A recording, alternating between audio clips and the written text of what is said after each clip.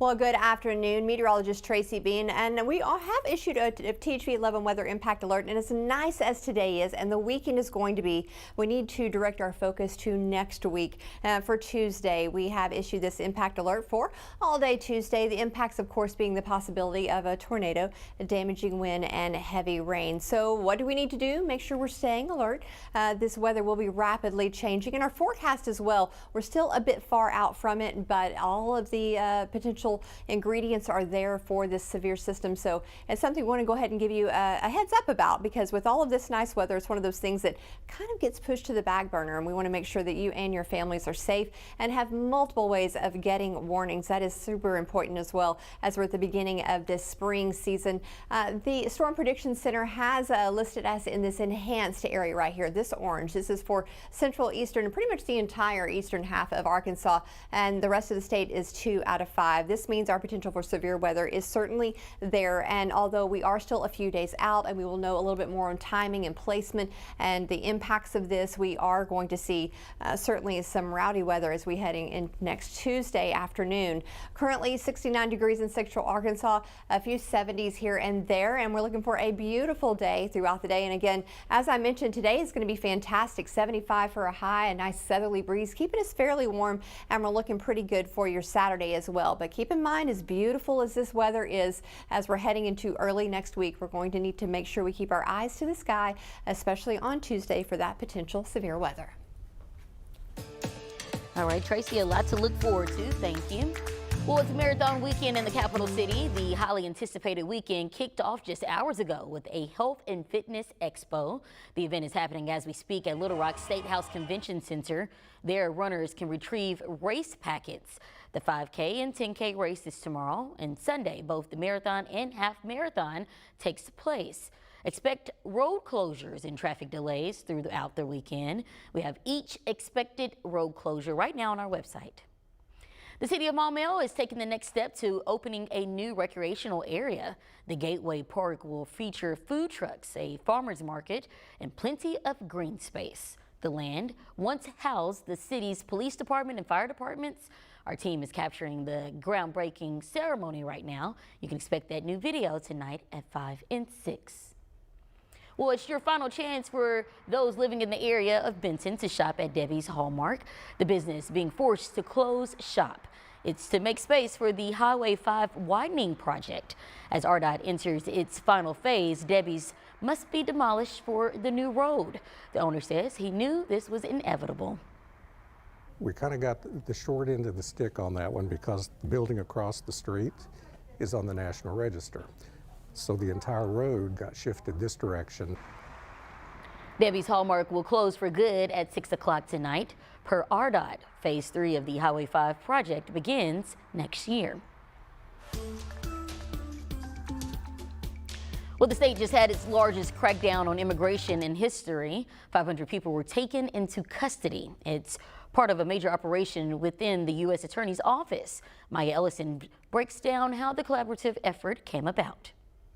This arrest operation involved every federal law enforcement agency operating in Arkansas, as well as the Arkansas State Police and the state's 19 state drug task force offices. U.S. Attorney Jonathan Ross, alongside representatives from local and federal law enforcement agencies, announced the arrests of 472 people over the last 3 weeks, the results of Operation Enforce and Remove. Of those arrested, Ross says 219 are illegal immigrants with previous encounters with law enforcement. The other 253 are suspected of committing drug crimes. Also, the seizure of nearly 15,000 pounds of illegal drugs worth millions of dollars, to include fentanyl pills, fentanyl powder, methamphetamine, cocaine, marijuana, and 43 guns. He says the illegal immigrants arrested in Arkansas are from 23 different countries, with convictions ranging from battery to sexual assault against a minor.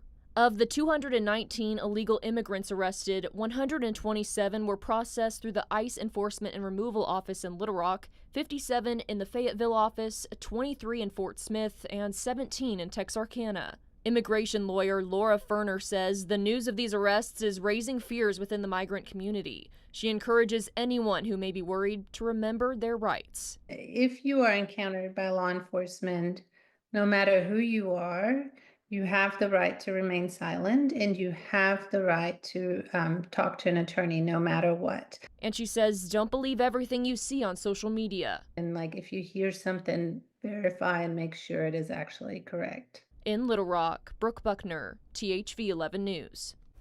Well, lawmakers are taking action on a growing concern we first reported on last year: cheap disposable vapes from China slipping past federal rules and into the hands of children.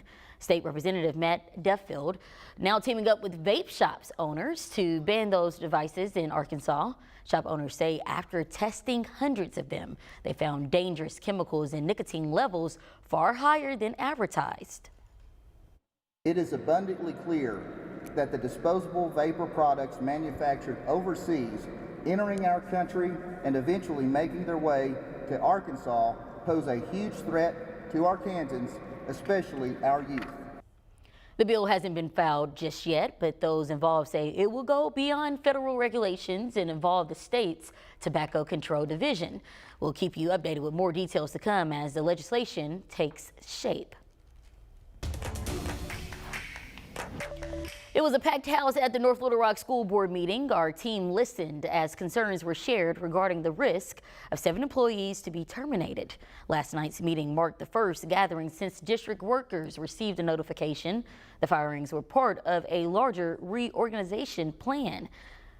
Person after person shared what worried them during public comment. Blue and gold. But since yesterday, my blood is boiling over what appears to be injustice, especially to the black women of this district. The meeting concluded with the board tabling the proposed plan. Our team will work to learn if something changes.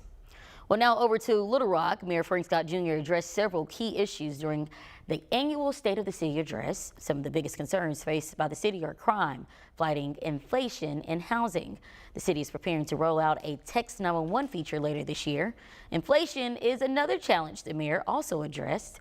He acknowledged its impact on Little Rock and emphasized the need for efficiency. We have to identify new funding sources and propose ways to cut costs so that the city board can make more informed decisions about the city's financial future. Public-private partnerships and the sale of unused city property must be on the table. Progress happens when all of us come together as residents, businesses, faith community, elected officials to move Little Rock forward. Mayor Scott also announcing plans to declare housing as a public health crisis in Little Rock. Tonight at 5, Catherine Rowley will have a closer look at his upcoming plans. A pit bull is helping other dogs get a shot at life. How he's doing it in this week's Feel Good Friday at 12:16. Well, the weather is perfect out there today, and it's going to be pretty good this weekend, but we've got our first taste of severe weather as we roll into March. We'll talk more about this and the timing coming up in my forecast.